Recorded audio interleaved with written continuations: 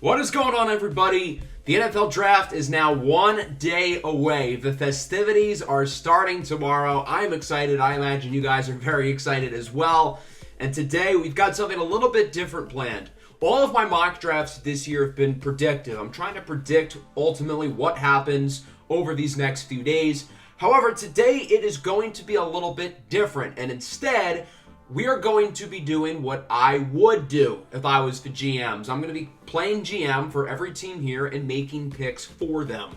So this is based on my own rankings and evaluations of the players. So whatever you know of these guys' draft stocks, throw them out the window. Whatever you know about certain teams' drafting strategies, throw them out the window. What I am doing is I am becoming the GM of every team, and I am doing what I would do if I was them.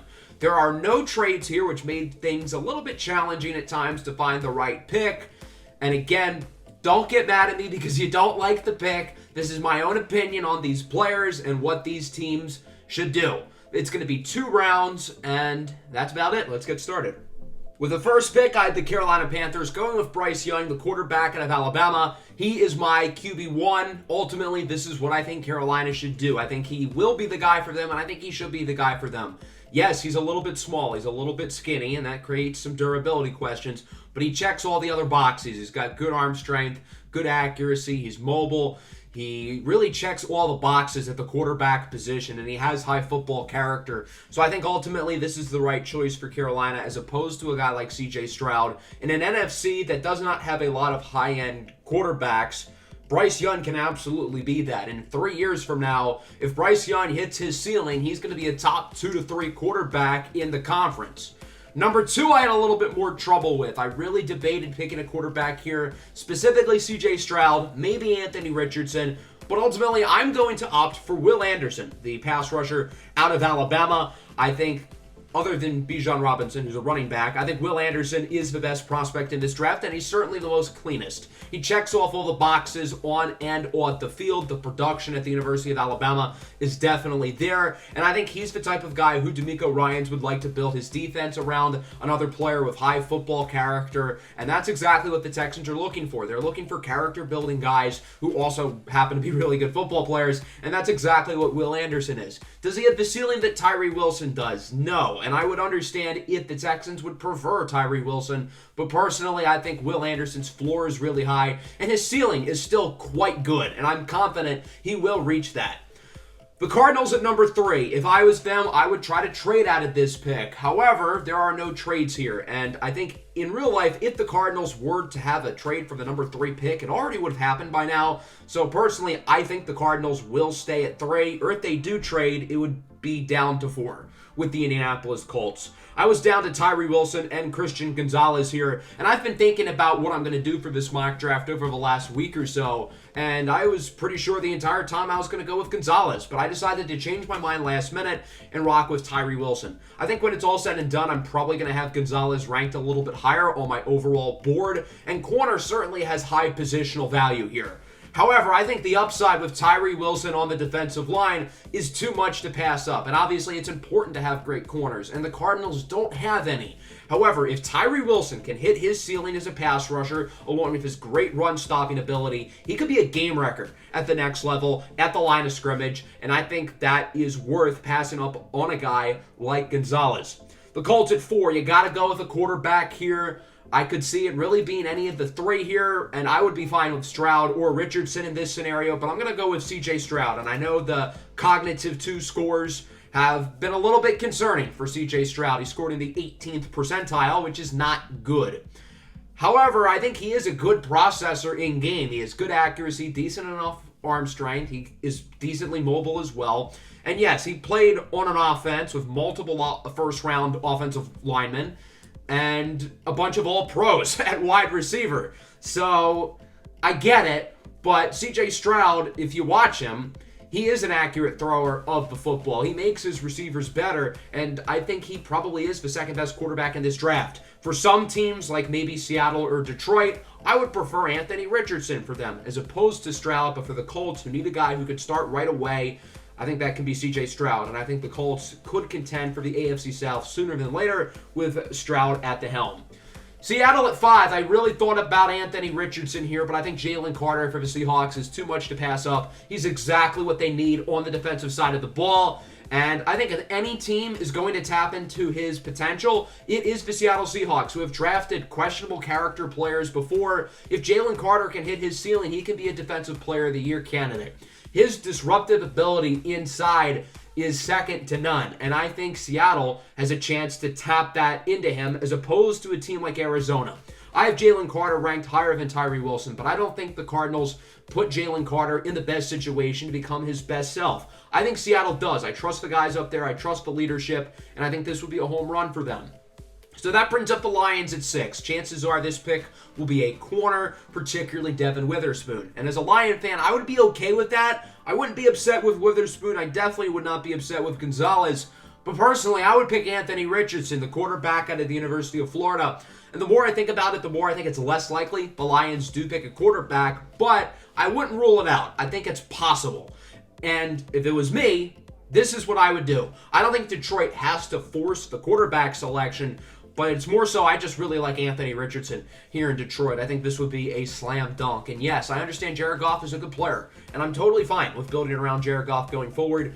And if you want a better chance of making a run in the playoffs, one of the corners here would probably be a better pick. However, you can't just draft for 1 to 2 years. You got to be thinking long term. You got to be thinking what's going to be the best long-term decision over the next 5, 10, 15 years. And I think that can be Anthony Richardson, because I think Detroit puts him in a place where he can reach his ceiling with a phenomenal offensive coordinator in Ben Johnson, an elite offensive line, a very good group of skill position players, and what appears to be a very set foundation and culture. And plus, he doesn't have to play right away because Jared Goff is a more than capable starter. I understand Goff's a good player, but Anthony Richardson has a chance to be a great player. The Las Vegas Raiders at 7 go with Christian Gonzalez, the cornerback out of Oregon. I think I'm slightly higher on him than consensus. It seems like he is kind of slipping a little bit in mock drafts. It's more so just based on how the board has played out, and I honestly kind of think that will happen. I think he makes it out of the top 10 just because other players are getting a lot of buzz right now. I still think Gonzalez is a top 5 to 10 prospect in this draft without a doubt. And as I said earlier, I almost had him go at 3 to the Arizona Cardinals. The Falcons at 8 go with Devin Witherspoon, the corner out of Illinois. I think Atlanta's going to opt for Bijan Robinson personally, and I think Bijan's so good of a player to where I don't hate it. But personally, I would rather Witherspoon here. I understand the Falcons just traded for Jeff Okudah, but you can't really guarantee that he's going to be a long-term guy because, well, he hasn't been able to stay healthy. He hasn't been able to stay on the field. So I do question that. And I think getting a set long-term partner with A.J. Terrell would make a lot of sense. With the 9th pick, I had the Bears going with Peter Skoronski, the offensive tackle out of Northwestern.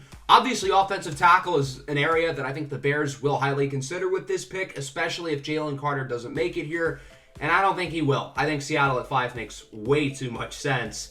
So if the Bears are in a situation where they're going to pick a tackle, in real life, I don't think it's going to be Skoronski. I think they're going to value the length and upside of a guy like Paris Johnson or even Broderick Jones. But again, this is not what the Bears would do.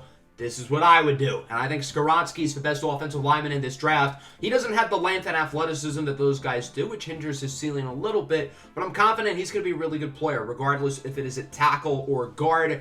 And if you're the Bears, I don't think you should be taking big swings. I think you need to hit for a single or a double rather than try to hit a home run here, because the Bears need guys who can play football. They need to see if Justin Fields, with a competent situation around him, can be a franchise quarterback. And Skoronski is going to be a better player than any of these offensive tackles as a rookie. So I think this is what makes the most sense for them. The Eagles at 10 go with Bijan Robinson, running back out of Texas. Again, this is not what Howie Roseman would do. This is what I would do. And I think where the Eagles roster stands, it's loaded. Bijan Robinson feels like the missing piece. And I think he is the player who best puts the Eagles in a situation to win a Super Bowl over the next few years. And I understand with the Anthony Richardson pick, I said you need to draft for 5 or 10 years down the line. But if you're this close, you got to get your guy who can put you over the hump. Bijan Robinson's the best football player in this draft. He might be the best prospect, period, since Saquon Barkley came out 5 years ago. If you make that claim, I wouldn't really argue with you, because that's how good Bijan Robinson is. I think there's a chance the Eagles pick him. I don't think it's likely, but it's certainly possible. I would say I think one of the offensive linemen is more likely, Skoronski or Paris Johnson. They're linked with both of them. I don't think Paris Johnson would be a very good pick to the Philadelphia Eagles, especially if Skoronski's off the board. If he was gone, then I would get it, I guess. But with Mailata and Lane Johnson locked up for a while, if the Eagles do go an offensive lineman, why not go for the guy who projects well at guard? Because that's where you're going to play him. So I think there's a real shot the Eagles do draft Paris Johnson. And while I think he's a good prospect and the value at 10 is fine, I think it'd be a mistake unless Lane Johnson plans to retire or Peter Skoronski is off the board. Paris Johnson goes with the very next pick here at 11 to the Tennessee Titans. Wide receiver certainly in play here. I don't think the Titans have to go offense. I think their roster is in a position where, again, you just got to get good football players. But Paris Johnson fits a need, and he's good value, so pretty easy. Deonte Banks at 12. I think this would be the first really surprising pick if it were to happen. The first 11 picks are all things that I could see happening come Thursday night. I think for one thing, I'm just higher on Deonte Banks than a lot of people. And then also, the Texans don't have like a glaring need at corner, especially after drafting Derek Stingley in the top 3 last year. But I still think they could use a long-term running mate next to Stingley. I think Deonte Banks is an awesome prospect. I think he's going to be really good at the next level. I think him and Stingley would be an awesome pairing. There are some other options you could go with here. I thought about Will Levis. I wouldn't hate that, but I personally don't think I would pick Levis this high. And I really like Deonte Banks in this spot for the Texans. Jackson Smith-Njigba, wide receiver out of Ohio State to the Packers. I thought about JSN at 11 and 12. I opted to go other directions, but here at 13, this would be a phenomenal selection for the Packers. You got to get more weapons for Jordan Love. I think Christian Watson is awesome, but he's not enough, and their slot spot has a clear hole, so you slide JSN right in there, and he would be an awesome fit. And as a Lion fan, I really hope this doesn't happen Thursday night. I know the Packers and Brian Gutekunst don't highly value wide receivers in the first round, but I think this fit would make a lot of sense.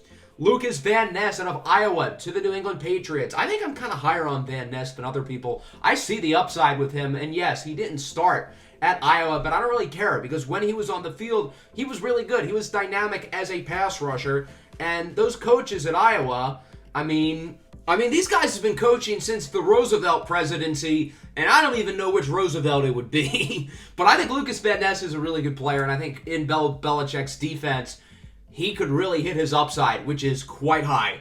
Broderick Jones, the offensive tackle out of Georgia to the Jets. Speaking of upside, as a pass protector, again, sky high. And I would understand the Jets wanting a more pro-ready tackle. I think Peter Skoronski for them would be a great pick.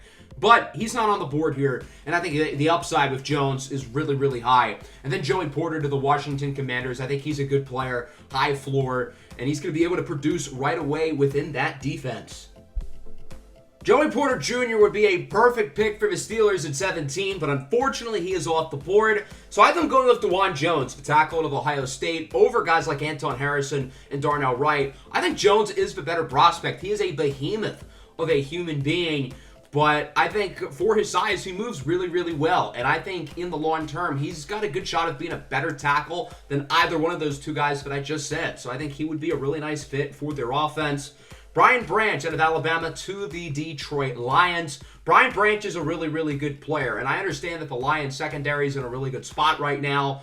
But we didn't go DB at 6 because we had the Lions get Anthony Richardson, which opens up the door here at pick 18. And I think another reason why the Lions shouldn't maybe go corner at 6 is because there's a lot of secondary talent who are going to be on the board here at 18, whether one of the corners like Porter or Banks is here, or in this case, Brian Branch is more of a nickel guy. You can also put him at safety. I think for the Lions defense, he would probably primarily line as a nickel. Chauncey Gardner-Johnson plays a somewhat similar role, and he is really good, but he's also on a one-year deal. So you can't guarantee he's a super long-term piece, and with Brian Branch on the board, it's too much to pass up. I really thought about Will Levis there. There's a number of spots where I really thought about Will Levis, but I have him off the board here at 19 to the Buccaneers. I think Will Levis has been by far the most disrespected player throughout this draft process. I think there's real reason to like him. However, I also don't think you should touch him in the top 5 with a 10-foot pole.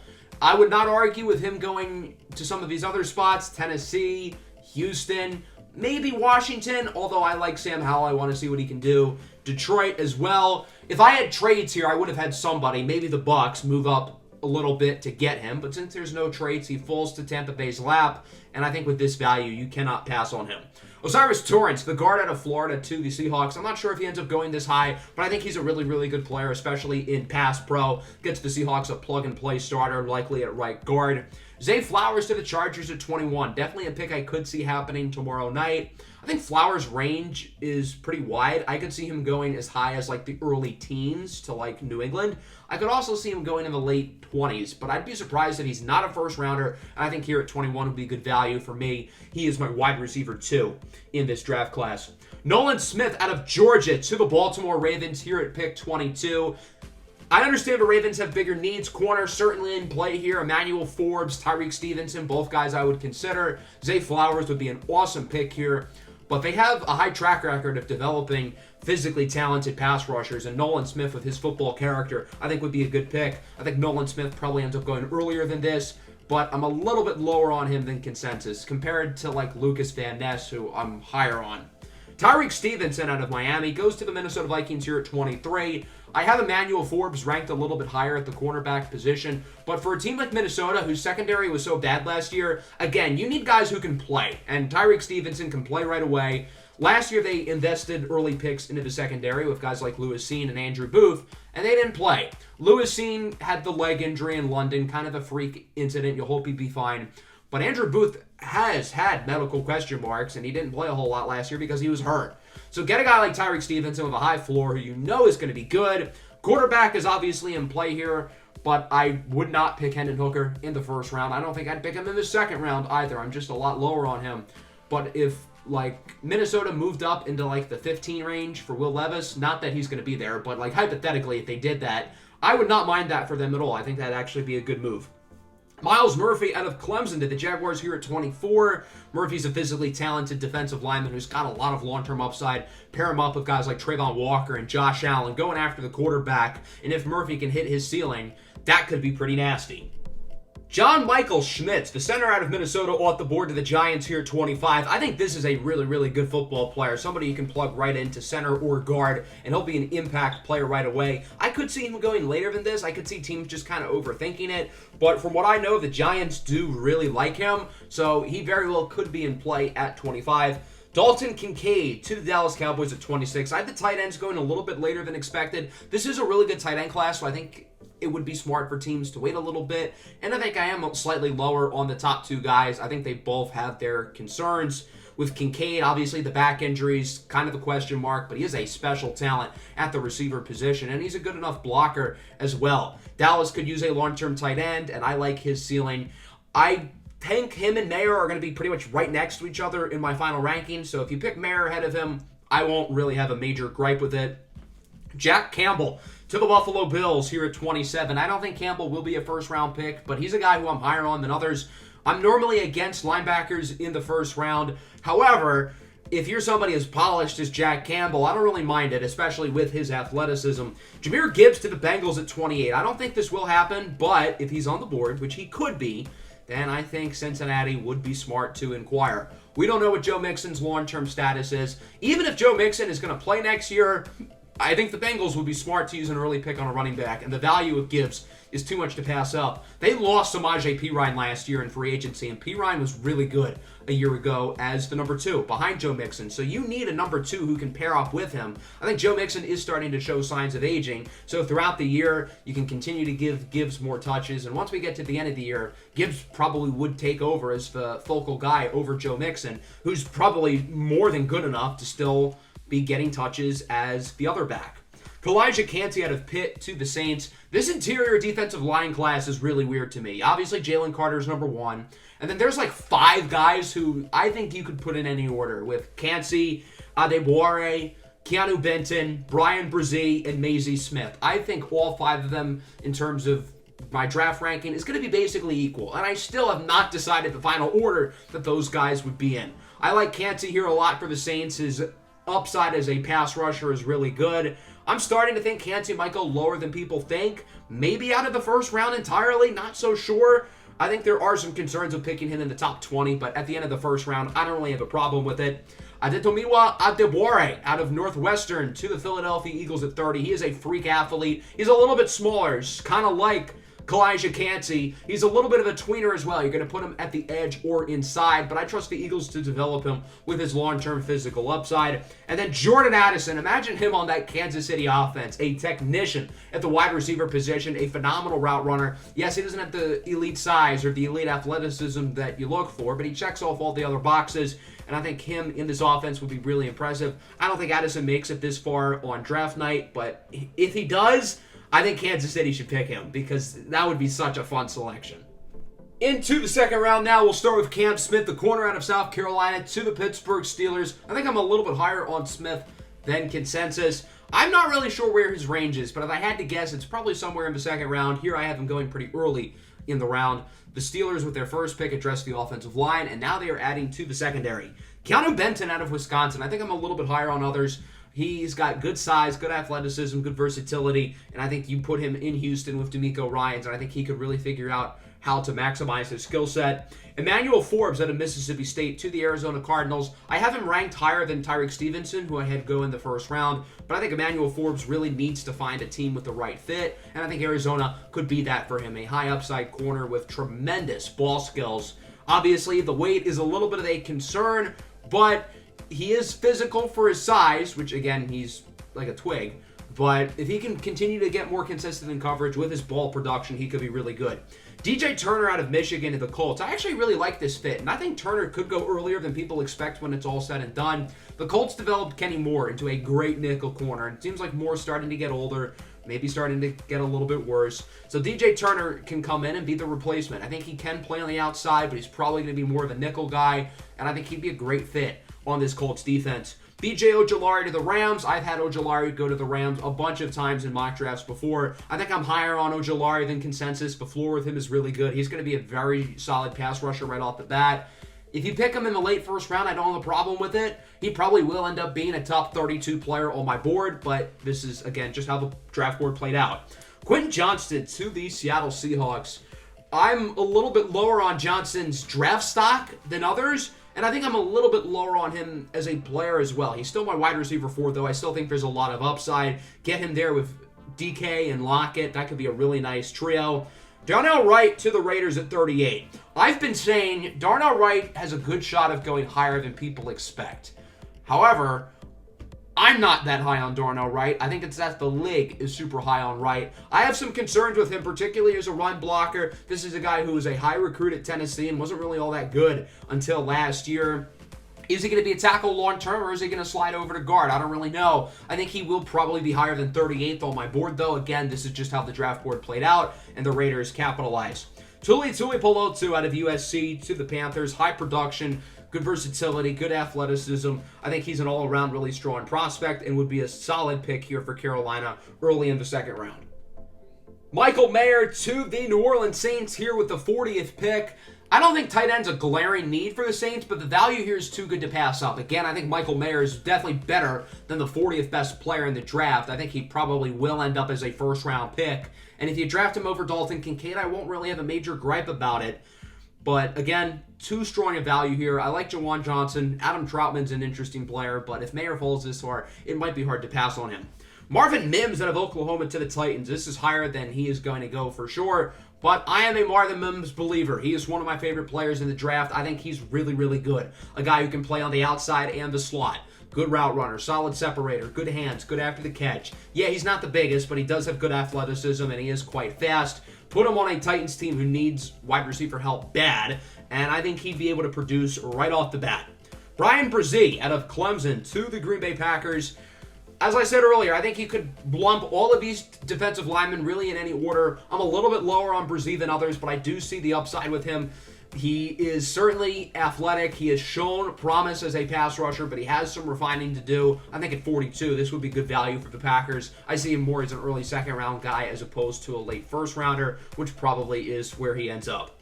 Daiyan Henley to the New York Jets, a little bit undersized at the linebacker position, kind of a late bloomer, but a talented player who I think will be able to contribute early on for the Jets. Will McDonald out of Iowa State to the Falcons. He's a little bit polarizing because Iowa State kind of used him wrong, but I think I would be willing to take a gamble on him here in the second round. I wouldn't pick him over a guy like B.J. Ojulari personally, but the physical upside with him is really strong. Darnell Washington out of Georgia to the Packers here at 45, a great blocker and a guy who I think has more upside as a receiver with his athleticism than people realize. I think this would be a home run draft for the Packers with JSN, Brzee in the second round, and then Darnell Washington. So hopefully this does not happen for them. Matthew Bergeron over Anton Harrison to the New England Patriots. I'm high on Bergeron. I think he's going to be a good player right off the bat. Whereas with Harrison, I think there might be more long-term upside with him, but the floor is a little bit lower. Harrison doesn't have to wait too much longer to hear his name called, however, as he ends up being the very next pick here at 47 to the Washington Commanders. Again, as I said earlier, these defensive linemen can practically go in any order. I think Mazi Smith here at 48 is too good a value to Detroit to pass up, and I don't think he's a supernatural fit with Aleem McNeil, who's awesome, already at the nose tackle spot. You're going to have Mazi Smith probably not play nose, which is where the best natural fit for him might be, but I think this is too good a value at this point in the draft to pass up, and I think he is talented enough to not just be a nose only. Drew Sanders out of Arkansas to the Steelers. I think Sanders will go earlier than this most likely based on his physical upside, but he falls here to 49. I think he'd be a great pick for the Steelers, who have developed similarly players like him who have ultimately ended up becoming really good. Felix Anudike-Uzomah out of Kansas State to the Buccaneers. I think they could look to add another pass rusher. This would be good value. Josh Downs to the Dolphins. This is a weird pick. I understand they have bigger needs. Running back, tight end, offensive tackle. Maybe you go somewhere on defense. But this is a value pick. The Dolphins have two phenomenal receivers with Tyreek Hill and Jalen Waddle, but their slot spot could use a slight upgrade. Cedric Wilson's a fine player, but Josh Downs at 51 is too good a value, and I understand there might be better options. With how the board is played out, you probably don't look at a tackle here, but you could do a tight end like Sam Laporta. You could look at a running back. Zach Charbonnet would be a phenomenal pick here. But Josh Downs is just too good a value in my opinion.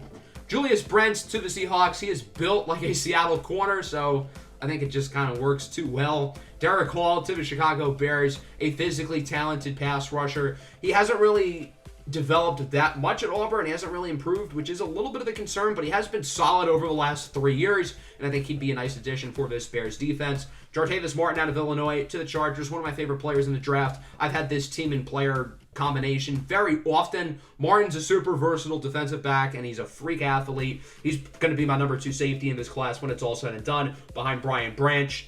And then Sam Laporta, tight end out of Iowa to the Detroit Lions. I don't think the Lions have to pick a tight end early. It's not like the tight end room is great. I mean, Brock Wright, James Mitchell, Shane Zylstra, whoop-de-doo. Sam Laporta would be the best tight end on the roster right away. But I don't think the Lions have to. However, with the value here, I think it would be too good a value to pass up.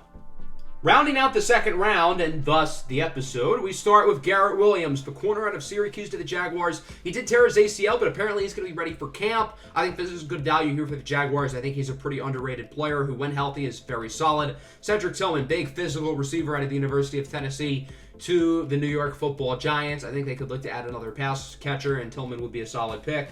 Zach Charbonnet to the Cowboys. They don't have to make a running back because Tony Pollard is really, really good. But if you can get an early down runner to pair up with Pollard, I think that would make a lot of sense. And for Dallas, I don't think you're going to look to pay Tony Pollard long term. Micah Parsons is probably going to set records with his contract. And you got to pay young guys like Trayvon Diggs as well, who I think should be higher priorities than Tony Pollard, who's on a franchise tag, coming off a major injury. So you pair up Pollard once he's healthy with Charbonnet in year 1. Then, after that, Charbonnet can become the full-time guy. Jonathan Mingo, the wide receiver out of Ole Miss to the Buffalo Bills. They're not sold on Gabe Davis, apparently. I'm not really sold on Gabe Davis. I know he's had some good games throughout his career, such as the 4-touchdown playoff game against Kansas City that they lost. But he's on the last year of his deal, and I don't think he's a player you should look to pay long-term, so why not get your replacement with a big, physically talented receiver in Mingo? I originally had Dorian Williams penciled in here, then I realized you can't really do that with Jack Campbell in the first round. But if the Bills don't pick Campbell in round 1, I would like Dorian Williams on day 2 for them. I think Dorian Williams is one of the more underrated players in the draft. Darius Rush out of South Carolina to the Bengals. He's a big, lengthy corner with good ball skills, a converted wide receiver, so I think that would be a nice pick for them. Joe Tippmann out of Wisconsin to the Bears. He's got center to guard flexibility, and I think he could be pretty solid. And then the last 2 picks, I had the Eagles and Chiefs going with high-ceiling gambles. We start with Kelee Ringo to Philadelphia. Big, physically talented corner. He's got a lot of work to do, but the ceiling is quite high. And the same can be said with Gervin Dexter, the defensive tackle out of Florida.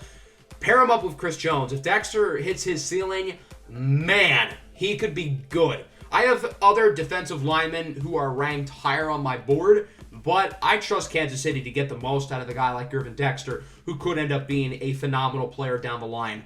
So that's going to wrap up the episode. Let me know what you liked and didn't like here down below in the comments. Tomorrow I'm going to have one more first-round mock, basically what my gut tells me the day of the draft, and I'm also going to be revealing my player rankings as well.